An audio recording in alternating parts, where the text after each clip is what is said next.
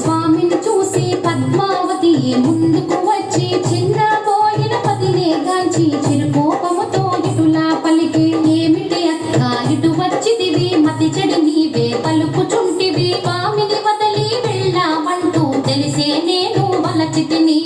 ఆడుదానవైనా నీవు సర్దుకొనగా గడపే దాటి ఇప్పుడు స్వామిని నిందించుటలో ఏమీ సబబు కలదు నీకు. త్రేతాయుగంన వింత కోర్కెలు కోరి నీవే తెచ్చుకుంటివి, బంగారు లేడి ఇలలో కలదా లక్ష్మణ గీటు దాట తగున. ద్వాపర యుగమున తులసి దళముతో స్వామి తూగెను నీ కోసం, ముల్లోకాలు మెచ్చుకొనంగా ఆనాడెంతో మురిసిపోతివి. ప్రాణనాథుని వదిలి వెళ్ళి ఇప్పుడు వచ్చుట ఏమీ ధర్మము, కొత్తగా పెళ్లి అయిన వారము ముద్దు ముచ్చటలు మాకు లేవా.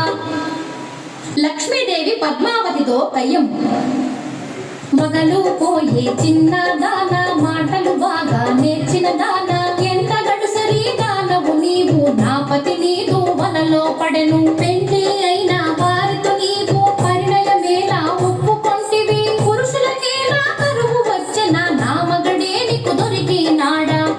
పద్మావతి లక్ష్మీదేవితో కయ్యం, స్వామి మదిలో నీవే ఉంటే మరి ఒక దానితో పని ఎలా, స్వామి ప్రేమతో నన్నే వలచెను మాటలు వీరకు నెరజానా.